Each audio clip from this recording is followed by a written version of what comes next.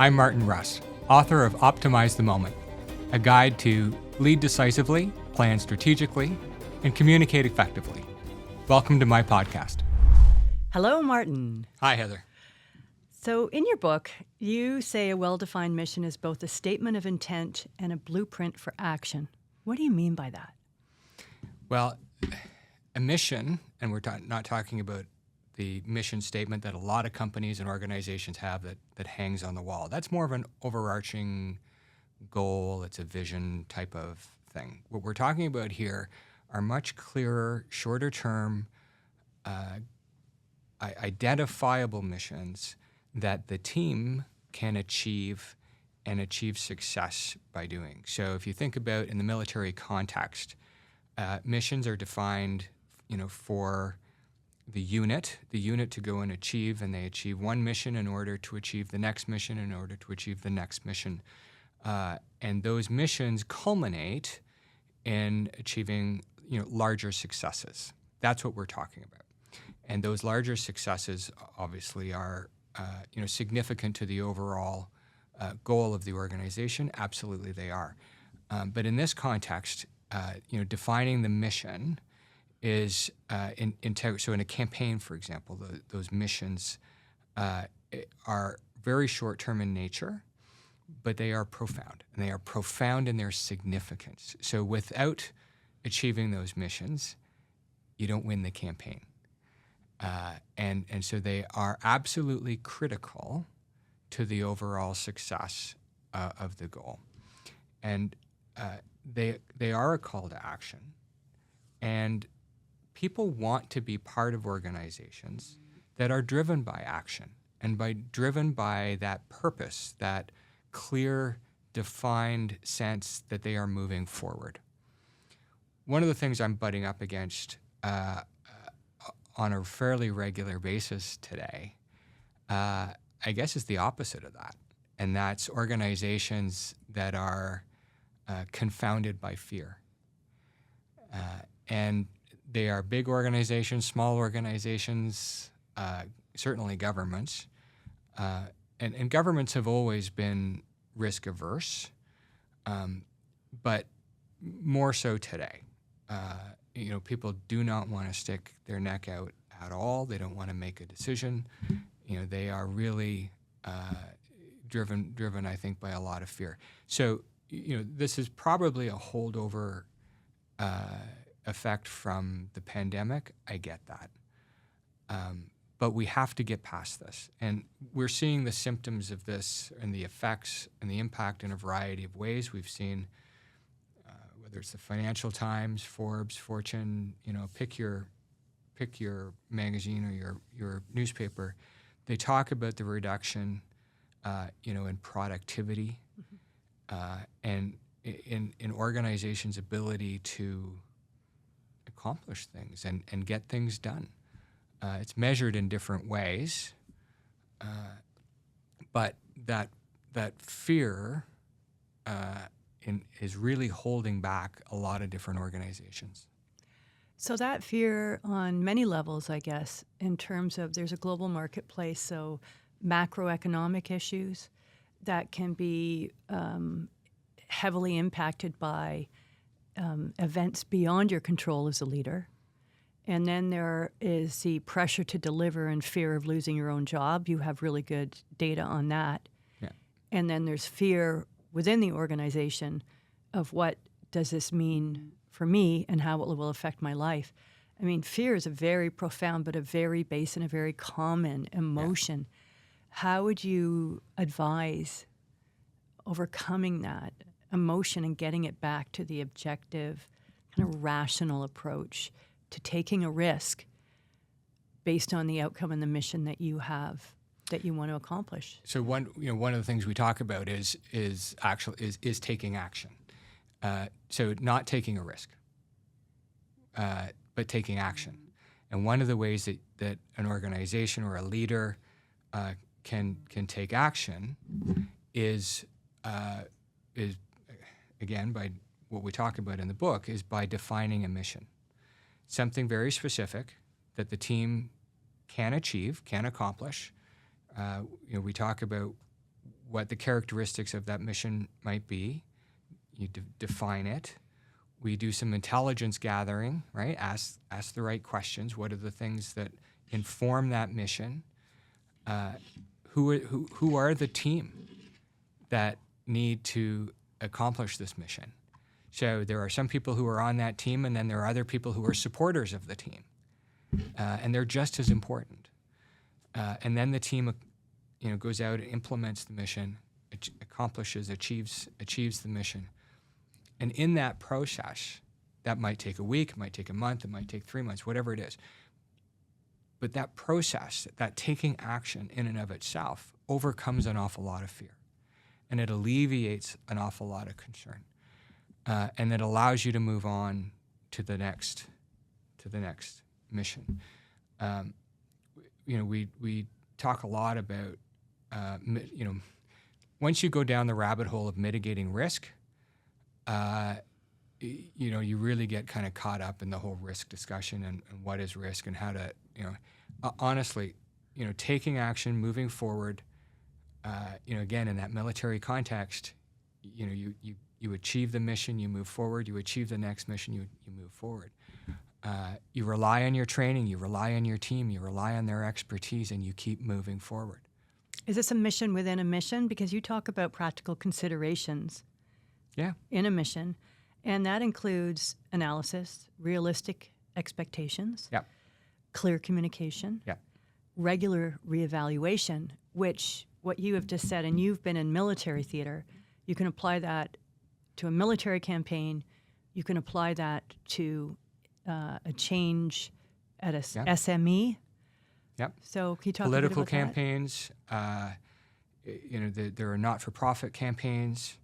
I've seen it within church organizations applying, campaigns to their own growth strategies and strategic campaigns. There's lots of different examples of how this works. But that action, that initial, step of defining a mission and achieving success and moving on to the next one, gathering the intelligence, asking those questions, define the mission, move forward, continue the analysis, right? And continue to adapt and continue to grow and continue to move forward is really the only way to overcome that fear. There are organizations who are getting it right today. And you can see them in the marketplace. Some of them are in organizations where some would have expected them to have failed long ago, and they're not. They are continuing to grow and continuing to thrive. Avaya is a great organization that bought the enterprise assets from Nortel. Nortel was a great Canadian success story that went through some very difficult times in the telecommunications industry. Has been around since the 18-somethings, right? It's had a long history and different iterations, but the telecommunications, history is fascinating when you dig into it. But Avaya in the telecommunications and telephony space today, which is now digital and cloud and has grown and evolved, a lot of people did not expect them to thrive and to grow. And yet here they are today, doing some exceptional things around 911 and next generation 911, and making campuses safe and communities safe, and really interesting things. There's an organization who's done some real, soul searching. They've defined their mission. They've gone through this process of one mission at a time, move on. And they do business today in 70 different countries as a result. That's an amazing success story. Yeah. How much of that was leadership? Well, I would say leadership great question, because the leadership has come at some really interesting levels. And those levels are not necessarily the people with the titles. The leadership has come from some pretty extraordinary people in the organization who have stepped up and seen, how to, what the company is capable of, how they can have an impact, on those communities, right? So that 911 next generation example is one that's come from people within the company who've really stepped up and shown that leadership. I imagine that there was space created for that to happen. Absolutely. And culture. And Yeah. it goes back to, again, when you talk about leadership, strategic planning, communicating effectively, it's a pretty straightforward formula, but it has a big impact. Sure, and not one without bumps along the way. But those are some examples where space was created for leaders within the company. So not necessarily people with C-suite titles. It's a great example of people within the organization to demonstrate how they can show leadership around and lead others down this path and groups, right? So define the mission, define the parameters of the mission, define the team of people necessary to deliver on that mission, and other people will see your success. And seeing that success and wanting to be part of it and that purpose and that cause has really what's driven the company forward. It's so interesting you say that, because when I hear inclusion and diversity in that, and what I see when you talk about that is about cultural inclusion, cultural diversity, diversity of creative thought, diversity of innovative approaches to things. It seems like that may be an essential part of all of this. Well, it matters not, where you come from. It matters not, your gender. It matters not. Exactly. Right? Yeah. It's simply, it's cultural in terms of, diversity in terms of your, your ability to bring those ideas to the table. And so, yes, I know for a fact that there were, women from Mexico who brought ideas to the table. There were, it's not because they were women from Mexico. Exactly. Yeah. Right? And I think that's important. It's that the space was given for people to lead and bring ideas, valuable ideas, to the table. There is definitely a sense, though, that there is a friction, and I see this a lot, between those who want action and actionable ideas, right? And fear. Action for the sake of action, I see that too. I see people throwing ideas against the wall and hoping something will stick. And that's not a great recipe either. So those are companies that have multiple strategic plans in a year, high turnover of senior staff. It's a revolving door. There's all kinds of other. They're just throwing different products out into the window. There's all sorts of examples of, call it machine gun action, without sort of a defined mission, right? Without the process, without the intelligence gathering to back it up. Sounds like a target. Yeah. So that's achievable outcomes. Yeah. Realistic goals. There's a lot going on in the world right now. So when you talk about fear, there are some places where the status quo is no longer acceptable. There's a lot of places where the status quo is no longer viable. And the Middle East is one of them.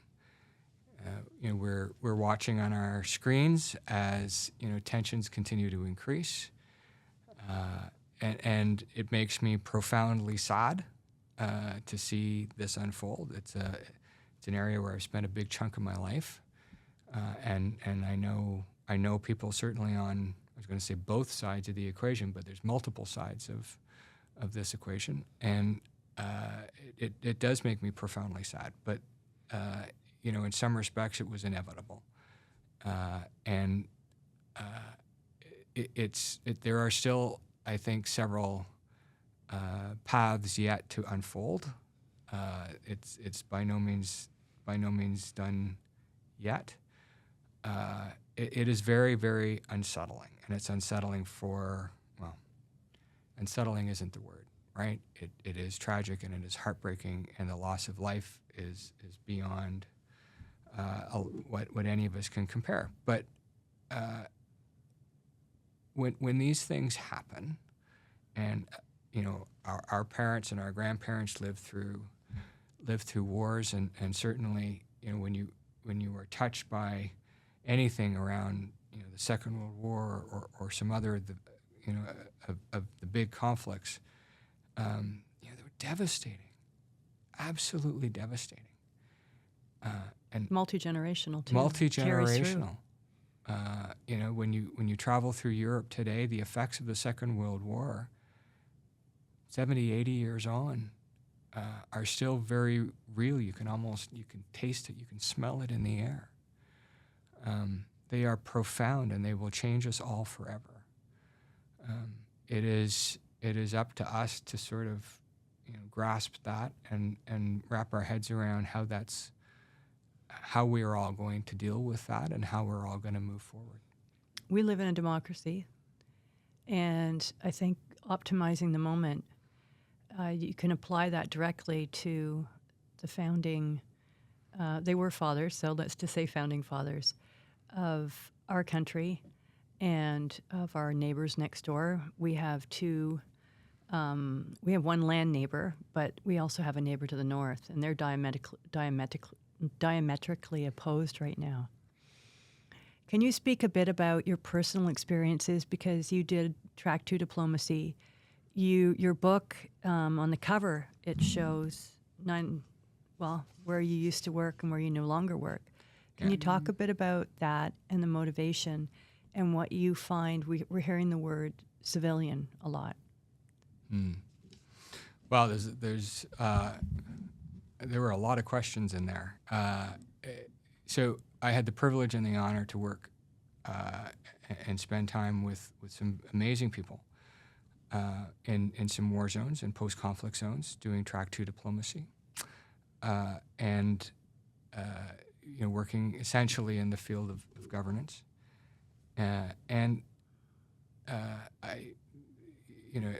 went for what I thought was going to be an 18-month kind of gig, and I basically did it for a dozen years. And the people who inspired me, inspired all of us, probably, were the people who, a number of whom lost everything. And when I say everything, some of whom lost, limbs, were burn victims. They lost family, they lost children, they lost their homes, they lost literally everything.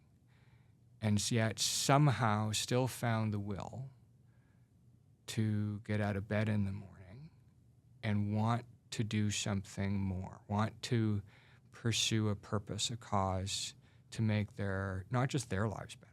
It was never about their lives. It was about making the lives of other people better. And they went on to lead others. So whether it would be the community in which they lived, or even the political party or their country, they had a vision. I talked to people about in downtown Baghdad about what their country used to be like and how they wanted their country to be again, and wanted me to come back and see Iraq in a day when it was, flourishing and full of life and metropolitan, and all the people from all the world who used to flock to Iraq as this metropolitan trading country that was full of life and prosperity. These are people who inspired, not just me, but others, to want to find that thread of how do you come out of such tragedy and such turbulence and such, awful, awful, awful circumstances, and yet want to take those moments and propel yourself forward. And that's where the title of the book comes from. I mean, it's optimizing those moments. And we are all presented with moments. We're all presented with sometimes some very difficult and challenging moments. And today, we all have a bit of a sense of that, I think, in our guts, in our hearts. And so perhaps that is our call to action. That is for each one of us. is not to sit back and live in fear, but instead to optimize the moments that we have today. Martin, that's a great way to end this podcast. Thank you for sharing your personal story. Thank you. Look forward to the next one. Yeah, thank you. Okay.